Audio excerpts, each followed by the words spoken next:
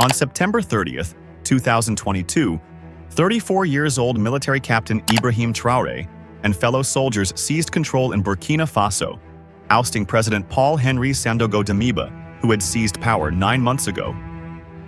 He immediately became the interim president of the country and quickly gained popular support by promising to tackle terrorism and restore stability in the country. Traoré positioned himself as a leader committed to national sovereignty and reform, appealing to a population weary of insecurity and political turmoil. Currently at 36, he is one of the most loved presidents in Africa, and many likened him to Thomas Sankara due to their striking resemblance. They both rose to power at the same age of 34, and they are both military captains. In this video, we shall take a deep dive into how Ibrahim Traore captured Burkina Faso and became the youngest and most loved president in Africa at just 34. But first, if you are new on the channel, welcome. Please subscribe to the channel so you don't miss any of our videos. His early life. Ibrahim Traore was born in Kera, Bondokui, Muhun province in Burkina Faso, on 14 March 1988. After receiving his primary education in Bondokui, he attended a high school in Bobo Dioulasso, where he was known as being quiet and very talented. He later moved to the country's capital city, Ouagadougou, in 2006, where he studied geology at the University of Ouagadougou. He was part of the Association of Muslim Students and the Marxist Association Nationale des Étudiants du Burkina. In the latter, he rose to delegate and became known for defending his classmates in disputes. He graduated from the university with honor. Traoré joined the Army of Burkina Faso in 2009 and graduated from the Georges Namoano Military Academy. He was sent to Morocco for anti-aircraft training before being transferred to an infantry unit in Kaya, a town in northern Burkina Faso. Promoted to lieutenant in 2014, Traoré joined MINUSMA, a United Nations peacekeeping force involved in the Mali War.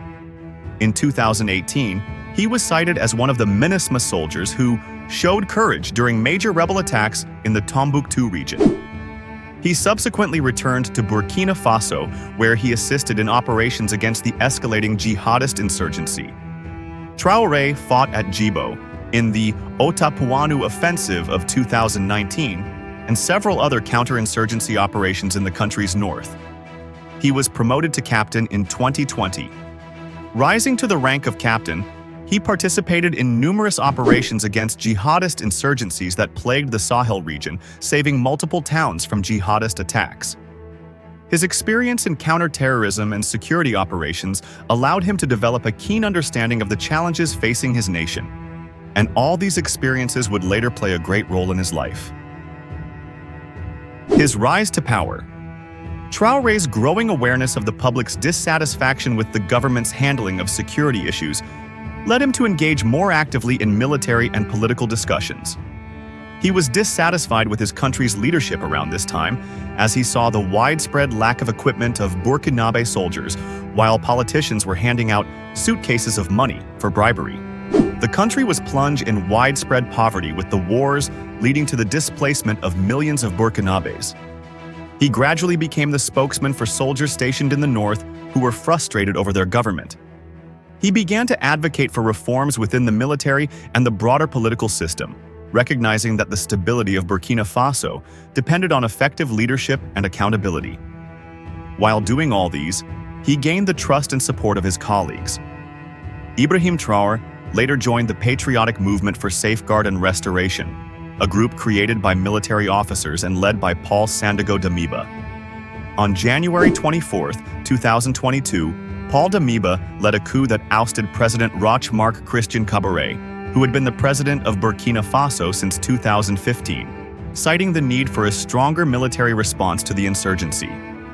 Ibrahim Traore was part of the group that ousted the president. Following the coup, Paul Damiba became the head of the Patriotic Movement for Safeguard and Restoration and assumed the presidency. Damiba promised to restore security and stability, garnering support from both the military and segments of the population disillusioned with the previous government. When Paul Damiba became head of state, he appointed Ibrahim Traore in March 2022 to serve as the head of an artillery regiment in Kaya. a move that will later lead to his downfall. Unfortunately for Paul Damiba, many supporters of the January coup became dissatisfied with his performance regarding his inability to contain the jihadist insurgency and restore peace in the country. Despite several attempts by Ibrahim Traore and other officers to try to make Paul Damiba to focus and stick to the mission, his ambitions were diverting away from what they had set out to do. The dissatisfaction about the situation was highest among younger officers who fought against the rebels at the front lines because these officers were not supported by Paul Damiba, who focused on other things. In addition, there were delays in pay for the Cobra troops.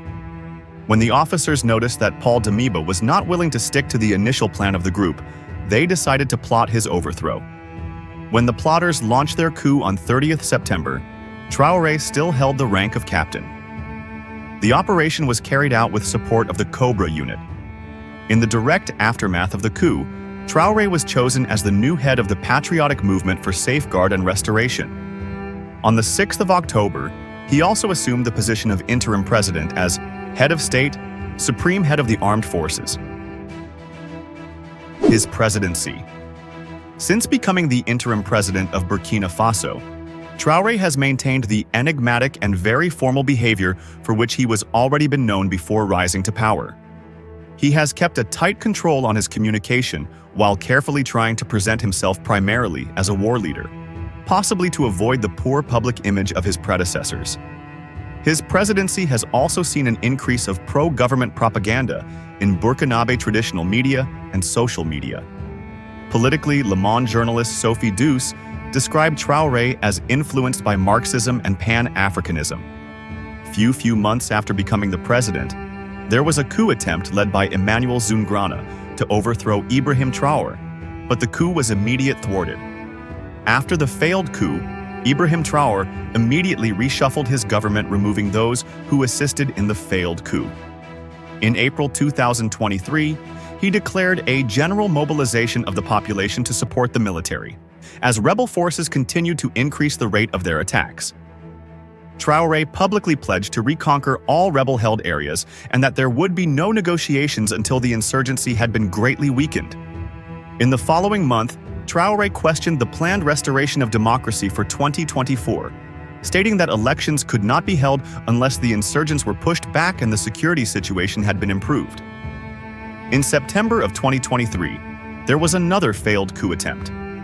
The Burkinabe junta later stated that the perpetrators of the coup were Abdul Aziz Awoba, the commander of the Burkinabe Special Forces, Lieutenant Colonel Boubacar Keita, director of the Higher Institute of Civil Protection Studies, Lieutenant Colonel Cheikh Hamza Ouattara, commander of the Special Forces of the VDP, and Christophe Mega, deputy commander of VDP Special Forces.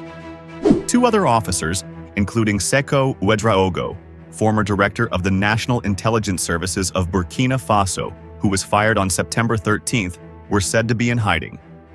On 4 October, Traoré dismissed Lieutenant Colonel Evrard Somda as head of the National Gendarmerie, replacing him with Lieutenant Colonel Kouagri Nadama, after it emerged that two commanders of special gendarmerie units had been arrested for involvement in the coup.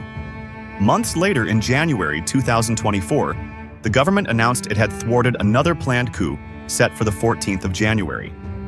In what was officially described as the umpteenth attempt at destabilization, junta forces made several arrests of military and civilian personnel. National consultations were held on 25th and 26th May 2024 to discuss the future of the transition in Burkina Faso. While participants included civil society representatives, most political parties boycotted the consultations.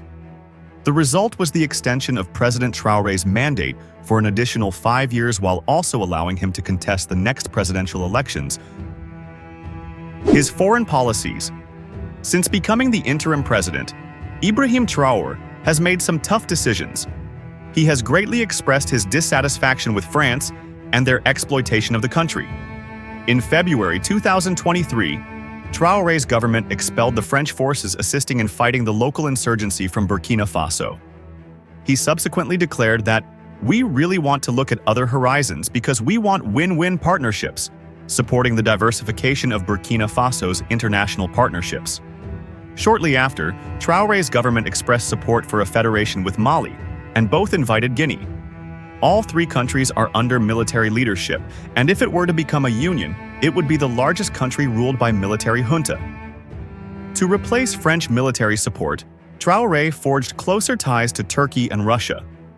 According to Reuters and the New York Times, Traoré was suspected of having a connection with Russian mercenary organization Wagner Group due to having expressed anti-French and pro-Russian views. As Traoré entered Ouagadougou, the nation's capital, supporters cheered, some waving Russian flags. The government of Ghana publicly alleged that Traoré began collaborating with the Wagner Group following the coup, enlisting the mercenaries against the jihadist rebels. Traoré denied this, claiming that "our Wagner are the VDP," referencing the Volunteers for the Defense of the Homeland. On 29 July 2023, following the 2023 Russia-Africa Summit, Traoré said that the people of his country support Russia and communicated that a decision had been made to reopen the Russian embassy, which was closed in 1992.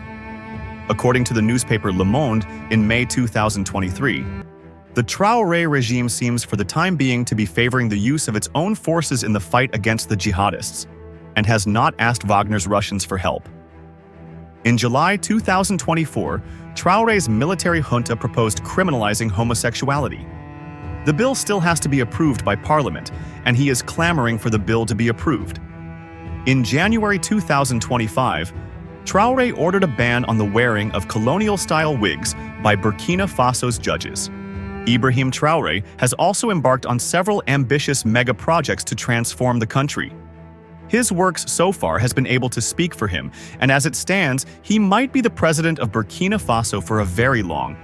Ibrahim Traore represents a pivotal figure in Burkina Faso's contemporary history, embodying the hopes and challenges of a nation grappling with insecurity and political upheaval. His rise to power through the patriotic movement for safeguard and restoration reflects a deep desire for change among the populace. As he navigates the complexities of governance, Traoré's commitment to restoring stability and national pride resonates with many Burkinabe citizens.